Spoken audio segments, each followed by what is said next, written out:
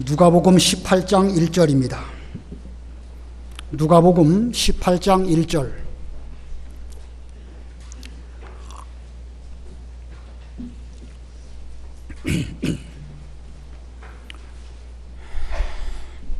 누가복음 18장 1절.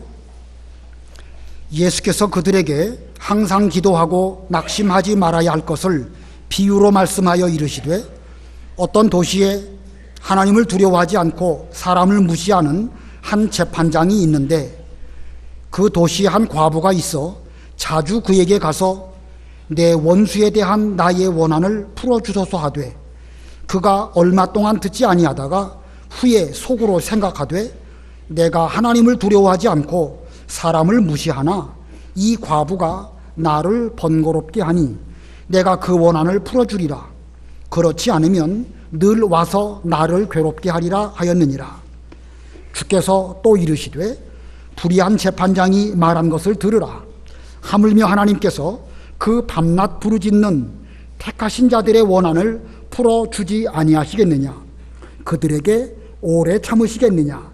내가 너희에게 이르노니 속히 그 원한을 풀어주시리라.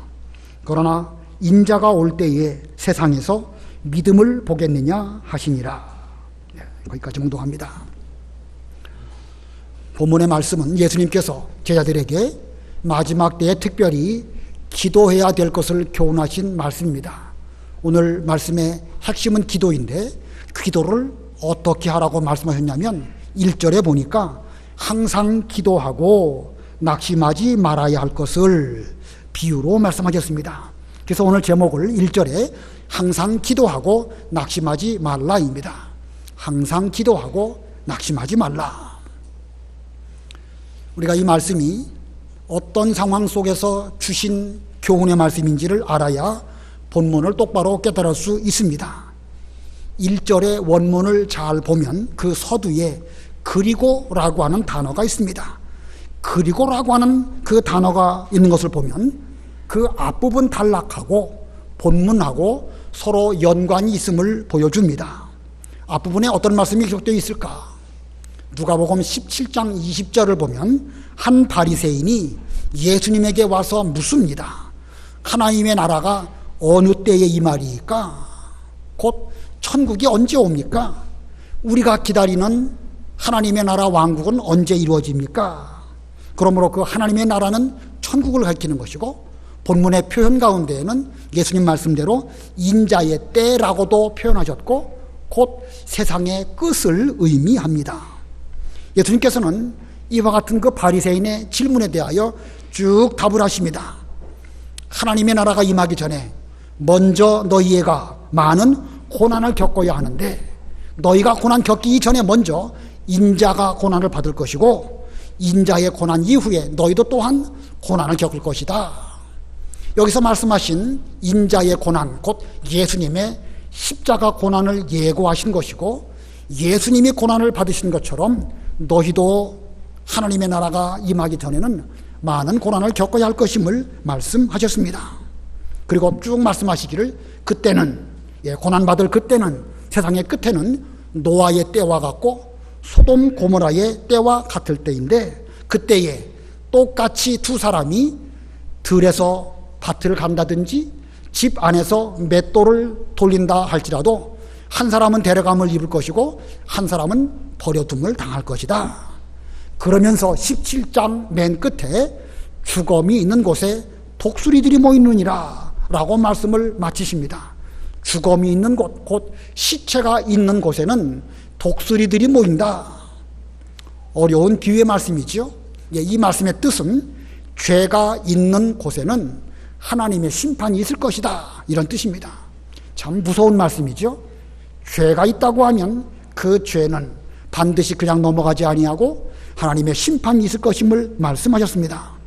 자, 이것은 하나님의 나라, 그 나라가 임하기 직전 세상은 극도로 혼란해서 심각한 죄, 심각한 타락이 있을 것이고, 그에 따른 하나님의 심판도 있을 것임을 주님께서 17장에서 말씀하신 것입니다. 자, 그러한 때, 하나님의 나라가 임하는 그러한 과정 속에 있어야 할 그러한 때에 우리는 어떻게 그 과정을 통과할까? 기도하라고 본문서 말씀하였습니다. 우리 1절 다 같이 합독합니다. 1절 시작. 예수께서 그들에게 항상 기도하고 낙심하지 말아야 할 것을 비유로 말씀하여. 자, 예수님은 항상 기도하고 낙심하지 말아야 된다. 비록 말세로 가면 갈수록 어려운 때가 오겠지만 너희만큼은 항상 기도하고, 기도하다 보면 낙심스러운 일이 있을 수 있겠지만 그러한 때 너희들 낙심하지 말고 계속해서 기도해라. 그리고 쭉 말씀하시다가 이 본문 끝에 8절에 그러나 인자가 올 때에 세상에서 믿음을 보겠느냐라고 말씀하십니다. 곧 하나님의 나라, 그 나라가 임하기 전에 세상은 극도로 타락할 터인데 그때의 세상에서 믿음을 보겠느냐. 그 어려운 때에 기도해야 되겠는데 예수님께서 이렇게 기도하라고 말씀하셨는데 믿음을 가지고 기도할 사람이 과연 얼마나 있겠느냐. 예수님의 이와 같은 말씀은 우리에게 대하여 기도하라는 말씀입니까? 하지 말라는 말씀입니까? 하라는 말씀입니다. 인자가 올 때에 세상에서 믿음을 보겠느냐. 믿음 보기도 어렵고 기도하는 사람 찾아보기도 쉽지 아니하겠지만 적어도 내 말을 들은 너희만큼은, 올바른 신앙을 갖고 있는 너희들만큼은 그러한 때일지라도 반드시 기도하라. 이 말씀하시기 위해서 이 말씀을 쭉 하신 것입니다. 그러면서 그럴수록 너희는 항상 기도하고 낙심하지 말아야 한다 하시면서 기도에 관한 교훈을 하셨습니다. 예수님께서 이 기도에 관한 교훈을 하시기 위하여 한 비유를 들으셨습니다. 그 비유니까 실제로 그런 일이 있었는지는 알 수 없지만 그러나 이 비유와 똑같은 그런 일이 실제로 그 당대에 얼마든지 있을 수 있는 일입니다. 그냥 없는 가공의 일을 말씀하신 것이 아니라 얼마든지 그와 같은 일이 있음을 말씀하셨습니다. 본문 2절 3절 읽어보세요. 2절 이르시되 어떤 도시에 하나님을 두려워하지 않고 사람을 무시하는 한 재판장이 있는데 그 도시에 한 과부가 있어 자주 그에게 가서 내 원수에 대한 나의 원한을 풀어주소서 하되. 어떤 도시에 한 재판장이 있었습니다. 그 어떤 도시가 어디인지는 알 수 없지만 구약시대의 유대 사회는 아닙니다. 왜냐하면 구약시대의 율법에 따라 어떤 재판을 하려고 하면 그 재판은 공정하게 공회에서 열려야 되고 장로들이 거기에 참여해야 됩니다. 뿐만 아니라 원고, 피고, 그리고 증인도 있어야 됩니다.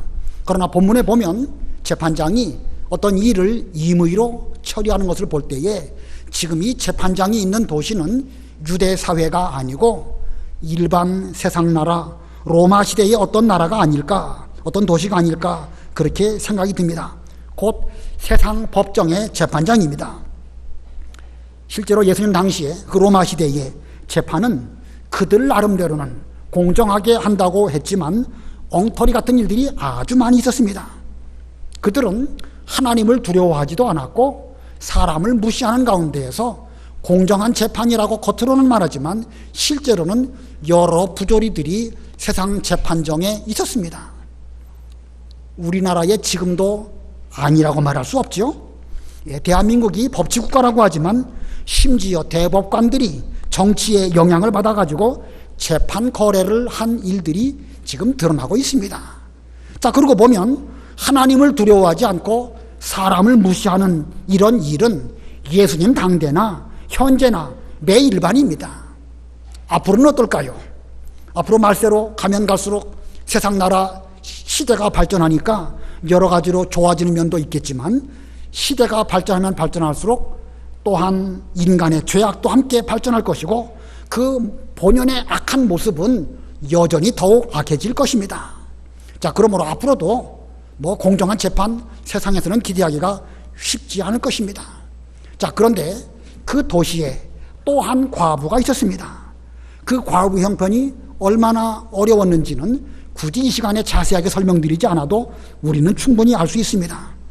아무도 그 과부 편에 서서 그의 억울함을 호소해 주는 사람이 없었습니다. 더군다나 예수님 당시에 그 과부가 여인의 몸으로서 재판장에게 가가지고 저 이러이러한 면에 있어서 억울합니다 말한다는 것 자체가 어렵습니다. 여인의 몸으로 재판장을 만나는 것도 쉽지 않았을 것입니다. 그런데 그 과부는 도와줄 자가 아무도 없는 그런 가운데에서 직접 재판장을 찾아갔습니다. 그리고 그는 탄원합니다. 내 원수에 대한 나의 원한을 풀어주소서. 예, 과부의 탄원 이것입니다. 내 원수에 대한 나의 원한을 풀어주소서. 여러분 다 같이 한번 따라해 보시기 바랍니다. 내 원수에 대한 나의 원한을 풀어주소서. 다시 한번 내 원수에 대한 나의 원한을 풀어주소서. 예, 잘 명심하시고 우리도 기도할 때에 이와 같이 기도해야 합니다. 여기 내 원수는 무엇을 말씀하고 나의 원한은 또 무엇을 말씀할까? 여기서 말하는 내 원수, 여기 내 원수는 이 재판장에게 내 원수라고 말했으니까 이 과부에게 대해서 어떤 불의한 착취를 하고도 그 송사에서 이긴 그런 재판의 상대방입니다. 이 과부에게 해를 많이 끼쳤지만 여전히 회개하지 아니하고 이 과부를 계속 못 살게 구는 이런 사람 원수입니다. 그리고 나의 원한이라고 표현했죠. 나의 원한, 이 과부의 원한입니다. 여기 본문상 원한이라고 하였으니까 속상한 거, 힘들고 괴로운 거, 막 사무친 그런 증오 이런 것들을 우리는 원한이라고 표현하는데 이 원문상의 원한을 풀어준다라는 의미의 정확한 뜻은 나의 정당한 권리를 보호해 주시옵소서 이런 뜻입니다. 그러니까 단순히 감정적으로 미운 저 사람 좀 어떻게 해주세요 이런 뜻이 아니라 나는 법적으로 정당한 권리를 보증받아야 되는데 재판장으로서 저의 정당한 권한을 잘 지켜주십시오 이런 뜻입니다. 즉 나는 힘이 없는 과부니까 무조건 내 편을 들어달라고 떼를 쓰는 것이 아닙니다. 이 과부가 말하는 나의 원한은 사회적인 면으로 볼 때 정당한 요구요 권리입니다. 그러니까 재판장으로서 올바른 판결을 내려서 내 정당한 권리를 지켜달라 이런 뜻입니다. 자, 이 두 가지 내 원수에 대한 나의 원한을 풀어주소서 이 두 가지 의미를 잘 생각하시기 바랍니다. 자, 과부는 자주 그 재판장에게 가가지고 그 말을 했습니다. 3절에 보니까 자주란 말이 있죠.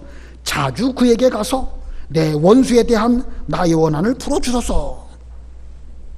그러나 하나님을 두려워하지 않고 사람을 무시하는 재판장에게 그 과부의 하소연은 안중에도 없었습니다. 그녀의 호소를 들어준다고 해서 무슨 자기에게 득될 것도 없고 그녀가 무슨 재산이 많아가지고 뇌물을 주는 것도 아니니까 그 재판장 입장에서는 억울한 과부의 탄원 아랑곳하지 아니하고 끝까지 들어주지 않았습니다. 그 다음 4절 5절 읽어보세요. 4절 그가 얼마 동안 듣지 아니하다가 후에 속으로 생각하되 내가 하나님을 두려워하지 않고 사람을 무시하나 이 과부가 나를 번거롭게 하니 내가 그 원한을 풀어주리라. 그렇지 않으면 늘 와서 나를 괴롭게 하리라 하였느니라. 예, 이 재판장은 하나님을 두려워하지도 않고 사람을 무시하는 이런 사람이지만 지금 이 과부의 탄원이 옳다라고 하는 사실만큼은 알고 있습니다. 여기 4절 5절 보니까 충분히 알고 있지요. 만일 이 과부의 탄원이 잘못된 것을 무슨 자기 감정적인 원한을 갚아달라고 했다고 하면 아무리 과부가 재판장에게 여러 번 찾아가서 말한다고 하더라도 그 재판장은 들어주지 않습니다. 재판장이 적어도 그런 정도는 알고 있지 않겠습니까? 자, 이렇게 이 재판장은 적어도 과부의 말이 옳기는 옳다. 그러나 뭐 자기에게 아무 상관이 없으니까 그냥 무시했던 것입니다. 처음에는 그 과부가 자주 찾아왔을 때에 그 재판장 입장에서는 그 과부가 옳든 그르든 그냥 원한이 사무쳤던 아니든 상관하지 않았지만 그냥 그대로 두었다가는 그 과부가 늘 와서 자기를 괴롭힐 것이거든요. 그래서 그는 많이 생각하고 결국은 이 과부가 나를 번거롭게 하니까 내가 그 권한을 풀어줌으로 나도 좀 발 뻗고 자야 되겠다 이렇게 생각을 했습니다. 그리고 그 재판장이 그 과부의 원한을 들어주었다는 결론으로 예수님의 비유의 말씀이 끝이 납니다.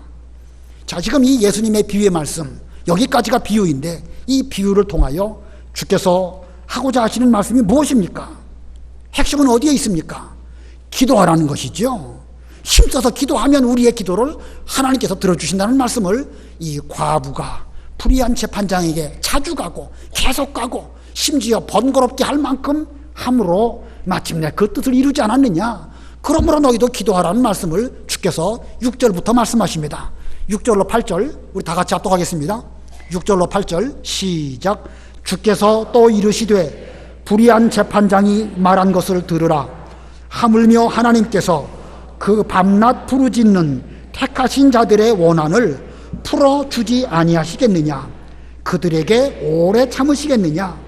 내가 너희에게 이르노니 속히 그 원한을 풀어주시리라. 그러나 인자가 올 때에 세상에서 믿음을 보겠느냐 하시니라.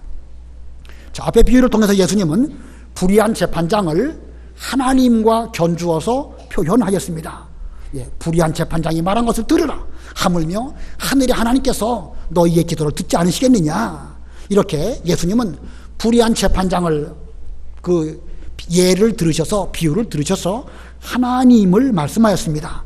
또 원한을 품은 과부를 누구와 견주어서 말씀하신 것이지요? 원한을 품은 과부를 누구와 견주어 말한 것입니까? 이렇게 7절에 보니까 그 택하신 자들의 원한을 풀어주지 아니하시겠느냐. 택하신 자들, 하나님으로 말미암아 택하심을 입은 성도들을 말씀하셨습니다.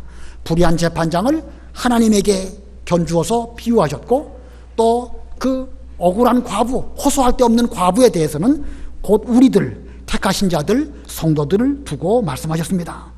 주께서 말씀하고자 하시는 요점은 무엇일까?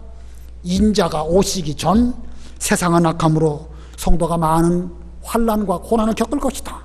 수없이 많은 억울한 일을 만날 것이다. 그럴 때 어떻게 해야 되겠느냐? 과부가 내 원수에 대한 나의 원한을 풀어주소서 한 것 같이 하나님의 택하심을 받은 너희들은 하나님을 향하여 밤낮 부르짖음으로 말미암아 하나님의 응답을 받고 이 악한 시대를 이기는 그런 백성들이 되어라. 곧 기도하라는 말씀입니다. 기도하라는 말씀을 이 비유를 통하여 말씀하셨습니다. 그래서 오늘 제목이 항상 기도하고 낙심하지 말라는 말씀입니다. 더군다나 말세로 가면 갈수록 우리 성도는 세상에서 아무도 도와줄 자가 없는 과부와 같을 것인데, 근데 그때의 과부처럼 하나님을 향하여 밤낮 부르짖어 기도하라고 우리 주님께서 권면하시고 명령하신 것입니다. 그러므로 우리는 세상이 힘들고 어려운 것이 문제가 아닙니다. 우리가 얼마나 기도하느냐, 기도하는 그 사람에게 대해서는 하나님이 그 원한을 풀어주실 것이지만 세상이 힘들고 어렵다고 해서 내내 둥둥 떠내려간다고 하면 기도하지 못할 것이고, 기도하지 못한 사람은 결국은 은혜를 입을 수 없을 것입니다. 반드시 기도하는 우리가 되어야 할 것입니다. 이것은 예수님의 권면이시고 명령입니다. 그러면 본문 가운데서 어떻게 우리가 기도해야 될까? 오늘 이 본문에 수없이 많은 진리가 담겨져 있지만 두 가지만 말씀을 드리려고 합니다. 우리가 어떤 태도로 기도할까? 기도의 태도에 대해서 말씀드리고, 또 우리의 기도의 내용은 또 어떻게 될까? 기도의 내용에 대해서 말씀을 드리려고 합니다. 먼저 기도의 태도입니다. 우리의 기도의 태도는 밤낮 부르짖을 것입니다. 밤낮 부르짖을 것. 7절에 그랬죠? 그 밤낮 부르짖는 택하신 자들의 원한을 풀어주지 아니하시겠느냐. 기도하는 사람에게 있어서 필요한 태도는 밤낮 부르짖는 것입니다. 밤낮 부르짖는다 하니까 항상 기도만 하라는 뜻이냐, 아무 일도 하지 말고 기도에만 전념하라는 뜻이냐. 물론 성경에는 항상 기도하라는 말씀이 있습니다. 그러므로 우리는 당연히 항상 기도해야 됩니다. 그러나 본문의 정확한 뜻은 하나님을 향하여 좀 간절한 마음을 가지고 밤낮 부르짖으라는 뜻입니다. 밤이나 낮이나 시도 때도 없이 기도만 하라는 말씀이 아니라 좀 간절한 마음을 가지고 하나님을 향하여 찾아가고 또 부르짖으면 하나님이 우리의 기도를 들어주시는 것이니까 좀 간절하는 것입니다. 만일 기도하는 사람에게 간절함이 없다고 하면 그 사람 기도할까요, 안 할까요? 간절함이 없으면 기도 안 합니다. 그냥 기도하는 시간에 시간을 채우기 위해서 앉아가지고 이 말 저 말 성경 이 성구 저 성구 두루두루 다 갖다 끌어당겨서 기도하더라도 그 심령 속에 간절함이 없다고 하면, 죄송한 표현이지만 미신 섬기는 사람들이 중얼중얼하는 것과 다를 바가 없습니다. 인자가 올 때 세상에서 믿음을 보겠느냐? 믿음을 갖고 있는 사람이 이 악한 환난 때의 세상에 대해서 신앙으로 승리하기 위해서는 좀 간절한 마음이 있어야 되는 것이고, 그 간절함은 반드시 부르짖음으로 기도함으로 나타나야 할 것입니다. 지금 우리는 얼마나 간절함을 가지고 하나님께 기도하고 있는가? 우리 교회 새벽기도 있습니다. 아직도 자기 자신을 잘 지키면서 오랜 기간 동안 기도하시는 분들이 많이 계셔서 담임 목사인 제 입장에서 대단히 감사합니다. 그런데 아쉬운 것은 옛날과 같지 않다는 사실입니다. 저도 부족하지만 현재의 우리의 일들이 옛날 같지 않습니다. 우리 교회보다 조금 더 작은 교회에 새벽 기도에 참석하시는 분들의 숫자가 90명 정도라고 하는데, 거기에 비하면 우리는 많이 부족합니다. 왜 부족할까? 옛날보다 지금이 인자의 때가 가까워 왔기 때문에 그런 수도 있다고 볼 수 있지만, 시대적으로 해석을 하면 지금 우리에게는 옛날만큼 간절함이 없다는 것입니다. 굳이 기도하지 않아도, 하나님께 의뢰하지 않아도 여기 이 사람에게, 저기 저 사람에게, 혹은 뭐 여러 가지 인간적인 형편으로 의지할 것이 있으니까 옛날만큼 하나님께 대하여 간절하게 찾지 않는 그런 시대가 되었습니다. 우리 교회는요, 늘 열려 있습니다. 새벽 4시 이전 되면 문 열어놓고 저녁 6시나 7시쯤 되면 이제 그 앞에 체인을 걸어가지고 아무나 들어오게 하지는 않지만 일반적으로 종일토록 열려 있습니다. 제가 보면 여러분 가운데 이렇게 낮 시간에도 오셔서 기도하시는 분들 많이 보았고, 얼마 전에 보니까 여기 동사무소 계신 분도 기도하고 계시고, 또 직장인들이나 이웃 주민들이나 하다못해 지나가는 사람도 와서 기도합니다. 참 좋은 일입니다. 오늘날 우리는 우리가 원한다고만 하면 새벽 기도 있고 교회 항상 열려 있기 때문에 기도할 수 있습니다. 우리가 누가 우리에게 대해서 기도하지 말라고 하는 그런 사람 아마도 없을 것입니다. 근데 문제는 무엇이냐? 우리가 지금 간절함이 없다는 것입니다. 간절함이 많이 부족하다 보니까 기도하지 않고 하나님 향하여 부르짖는 것이 없습니다. 제가 몇십 년 전에 들은 이야기입니다. 어떤 신학생이 신학 공부를 하게 되는데 경제 형편이 대단히 어렵습니다. 낮에는 일터에 가서 일하고 저녁에는 신학교 가서 공부하고, 그리고 또 신학생이니까 하나님을 향하여 기도해야 되니까 때로는 산에 가서 기도하기도 하고 때로는 교회에서 기도를 하였습니다. 얼마나 힘들었을까요? 자, 그런 중에도 그는 기도해야 되니까 힘을 다하여 기도하려고 하는데, 워낙 육신이 피곤하니까 기도하려고 딱 앉으면 그냥 이 허리가 딱 주저앉아 가지고 그냥 그 꼬꾸라져서 잠이 들고 말았답니다. 그러다가 이제 산에 가서 기도할 때는 동력계 해가 떠오를 때쯤 되면 그때서야 부시시 눈을 뜨고, 그리고 한마디 기도합니다. 아버지. 그가 한 기도의 전부는 아버지입니다. 그리고 또 하루 일어나서 하루 일과를 시작합니다.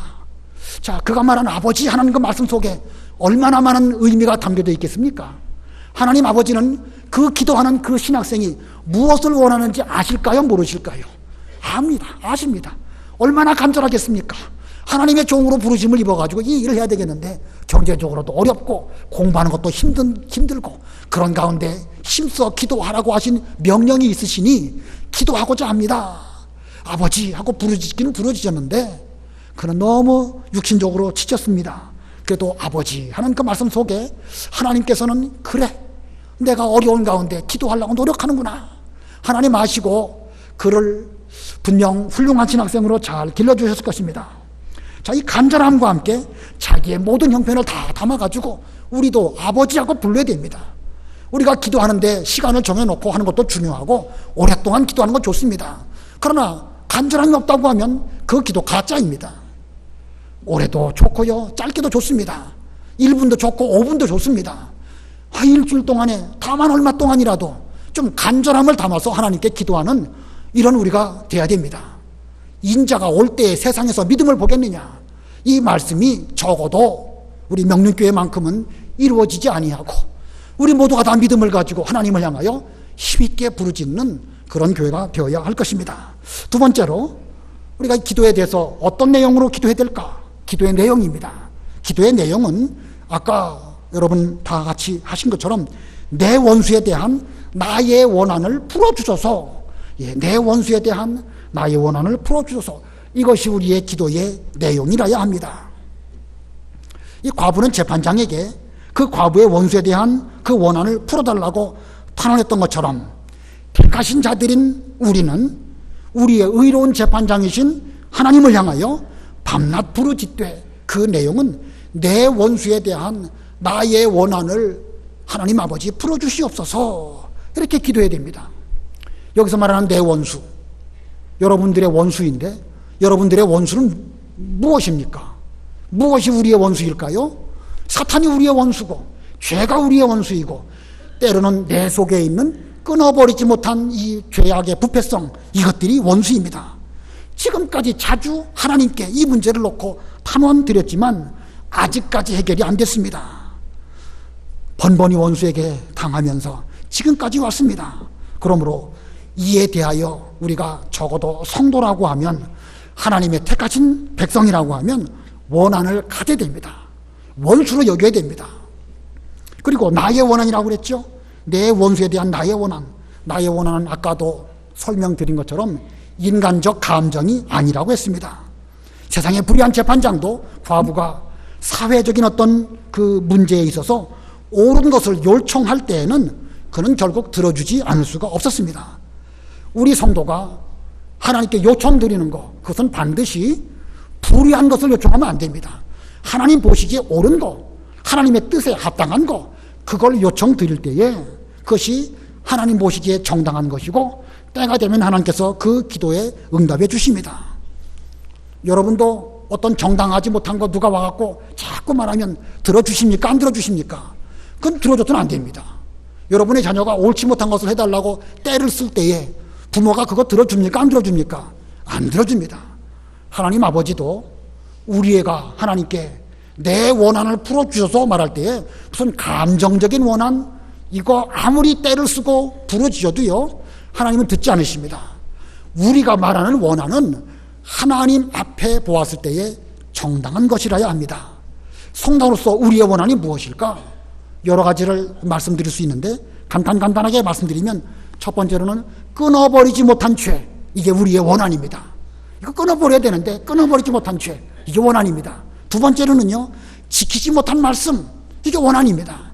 이 반드시 지켜야 되는데 지키려고 했는데 번번이 우리 원수에게 속아 넘어가가지고 이 말씀을 잘 못 지킨다. 이 면에 대해서 우리는 원한을 가져야 됩니다. 세 번째는 온전하지 못한 순종입니다. 순종한다고 순종하긴 했는데 가만히 보니까 부족합니다. 내가 순종한다라고 했지만 여전히 또 죄를 지었구나. 이것이 바로 우리들의 원한이라야 합니다. 첫 번째로 끊어버리지 못한 죄, 지키지 못한 말씀, 온전하지 못한 순종.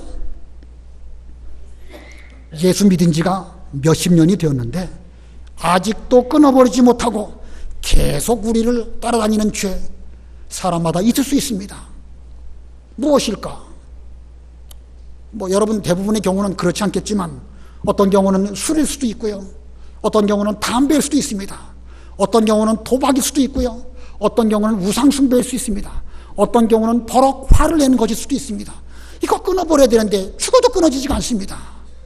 어쩌면 평생 우리는 그 문제를 놓고 살아갈 수밖에 없지 않겠는가 생각하지만, 그러나 그렇게 생각하면 안 됩니다. 이건 어쩔 수 없다. 우리 인간은 죄악 가운데 살다가 죄악 가운데 죽는다고 하지 않았느냐 하면서 그 죄에 대해서 무감각해진다고 하면 그 사람은 원수에 대한 원한이 없는 사람입니다. 무감각해진 사람, 원수에 대해서 원한이 없는 사람, 기도할까요? 기도하지 않을까요? 기도 안 합니다.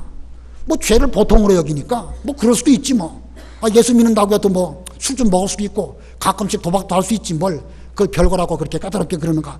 이렇게 생각하는 사람은 그 마음에 죄에 대해서 원한이 없는 사람이고 그런 사람 기도하지 않습니다. 그러나 적어도 우리는 오랫동안 예수를 잘 믿고 성경 말씀을 똑바로 배운 우리라고 하면 이 죄에 대해서 좀 원한을 가지고 기도해야 됩니다. 지키지 못한 말씀, 지키더라도 온전히 순종하지 못한 거 좀 있습니다. 찾아보세요. 교회 오기는 왔습니다. 성수주일 했습니다. 그러면 우리의 성수주일이 온전한 성수주일일까? 예, 온 것만으로는 분명 부족합니다. 하나님 앞에서 온전한 예배를 드려야 되는데 내 자신이 지금 하나님 앞에 내가 딱 세워놓고 합당한 예배를 드리고 있는가? 잘 살펴보면 우리에게는 아직도 온전하지 못한 것들이 많이 있습니다. 예배에 참석만 하고 관람하듯이 있다가 돌아가는 거, 그거 온전치 못합니다. 죄송하지만요, 제 눈에는 안 보여서 제가 한 번도 본 적이 없는데 어떤 분들이 그래요, 저보고. 우리 교회의 예배 시간에 스마트폰 켜놓고 그거 검색한다는 거예요. 심지어 기도 시간에도 한답니다. 기도 시간에도. 지금 제가 책망하는 것입니다. 제 눈으로 보고 한 건 아니에요. 근데 그런 말들이 많이 돌아다닙니다. 이거 그냥 보통으로 보고 넘어갈 수가 없죠. 이거 지키지 못하는 말씀도 그렇고 오기는 왔는데 온전한 주일, 온전한 예배 우리는 부족합니다. 근데 그런 거에 대해서 그냥 보통으로 본다고 하면 그 사람 내내 죄에 대한 원한 품지 못하고 그렇게 살다가 죽을 것입니다. 인자가 올 때 세상에서 믿음을 보겠느냐, 그 말씀처럼 될 수밖에 없을 것입니다. 우리의 온전한 11조, 온전한 용서, 온전한 사랑, 부족한 것이 너무 많습니다. 이런 면에 대해서 우리는 원한을 가지고 그 원한을 풀어주시라고 하나님께 부르짖는 그런 우리가 되어야 됩니다. 하나님께서 우리의 원한을 가지고 드리는 그 기도에 대해서 하나님께서 오랫동안 들어주지 아니하시고 계속 참으시겠습니까? 본문에 뭐라고 말씀하였죠? 7절, 하물며 하나님께서 그 밤낮 부르짖는 택하신 자들의 원한을 풀어주지 아니하시겠느냐? 그들에게 오래 참으시겠느냐? 여기서 말하는 그들은 누구겠습니까? 바로 원수들입니다. 원수들이 지금 하나님의 택하신 백성들을 자꾸 죄짓게 만들고 어렵게 하는데 하나님께 기도드리는 그 말을 들으시고 가만히 계시겠느냐? 반드시 그 원수를 갚아주실 것이라고 여기 7절에서 말씀하였습니다. 속히 풀어주신다고 말씀하셨습니다. 그러므로 우리가 생각하기에는 더딘 것처럼 보입니다. 그러나 항상 기도하고 낙심하지 않는 가운데 밤낮 부르짖으면서 내 원수에 대한 나의 원한을 풀어주시옵소서 이렇게 기도하면 하나님이 들어주실 것입니다. 여기 13절 세리의 기도가 나오는데 우리 13절 다 같이 합독하겠습니다. 13절 시작. 세리는 멀리 서서 감히 눈을 들어 하늘을 쳐다보지도 못하고 다만 가슴을 치며 이르되 하나님이여 불쌍히 여기소서 나는 죄인으로소이다 하였느니라. 여기 이 세리 간절함이 있습니까 없습니까? 세리의 기도하는 이 모습에 간절함이 있습니까 없습니까? 그런 감히 하나님께 가까이 나아가지도 못하는 가운데 멀리 서서 눈을 들어서 쳐다보지도 못하고 가슴을 치면서 말합니다. 자, 얼마나 간절합니까? 그리고 그의 기도의 내용은 하나님이여 불쌍히 여기소서 나는 죄인으로서이다. 자기 죄에 대해서 원한이 사무쳤습니다. 이 죄 끊어버려야 되겠는데 다른 사람들은 저보고 세리라고 부르는데 이거 어떻게 끊어버려야 되겠습니까? 제 힘으로는 불가능합니다. 그는 간절함을 가지고 자신에게 있는 죄 문제를 놓고 사무치는 원한을 가지고 하나님께 기도드렸습니다. 그랬더니 어떻게 되었는가? 14절 다 같이 합독합니다. 14절 시작. 내가 너희에게 이르노니 이에 저 바리새인이 아니고 이 사람이 의롭다 하심을 받고 그의 집으로 내려갔느니라. 무릇 자기를 높이는 자는 낮아지고 자기를 낮추는 자는 높아지리라 하시니라. 자, 이 세리는 죄인입니다. 사람들이 손가락질하는 그런 사람입니다. 그럼에도 불구하고 하나님께서는 너는 죄인이지만 의롭다 하는 말씀을 듣고 자기 집으로 내려갔다. 그 말씀은 기도의 응답을 받고 평안한 마음으로 자기 집에 내려갔다 이런 뜻입니다.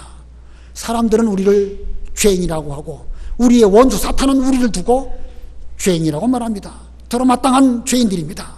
그러나 우리가 밤낮 부르짖는 기도를 해서 이 원수 갚아달라고 하나님께 아랜다고 하면 하나님은 우리에게 의로우신 재판장으로 말씀하십니다. 너는 죄인이지만 이제 의롭다. 이런 의로운 판결의 말씀을 듣고 우리도 평안한 가운데 돌아가서 또 우리의 삶을 영위할 수 있을 것입니다. 하나님의 그와 같은 응답을 받으시는 여러분들 다 되시기 바랍니다. 기도하시겠습니다. 하나님 아버지, 우리가 예수 믿은 지가 오래되어서 어떻게 기도해야 되는지 너무나 잘 배웠습니다.